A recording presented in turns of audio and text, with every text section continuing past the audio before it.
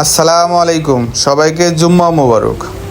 রাসূল পাক সাল্লাল্লাহু আলাইহি সাল্লাম বলেছেন, যারা জুম্মার দিনে অজু গোসল করিয়া আগে মসজিদে যাবে, আল্লাহ তাআলা তাদের আমল নামায় একটা উট কুরবানির সওয়াব দিবে। আর যারা পরে যাবে তাদেরকে একটা গরু কুরবানির সওয়াব দিবে। এবং যারা আরও পরে যাবে তাদেরকে একটা ছাগল কুরবানির সওয়াব দিবে। তাহলে বন্ধুরা, অবশ্যই আমরা আগে আগে শুক্রবার দিন মসজিদে যাব, আগের কাতারে বসার চেষ্টা করব।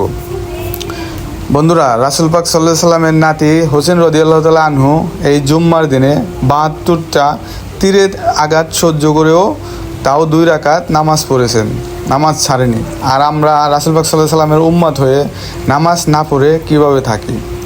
তে বন্ধুরা, রাসূল পাক সাল্লাল্লাহু আলাইহি সাল্লামের এই রওজা মুবারক যদি প্রথম দেখে থাকেন, অবশ্যই একটা সাবস্ক্রাইব করে দিবেন এবং কি শেয়ার করে দিবেন। আপনি যদি মুসলমান হয়ে থাকেন তো অবশ্যই একটা সাবস্ক্রাইব করে দিবেন এবং শেয়ার করে দিবেন, কমেন্টে লিখে যাবেন আমিন। আলহামদুলিল্লাহ, সবাই যেন আমরা জুম্মার নামাজ পড়তে পারি।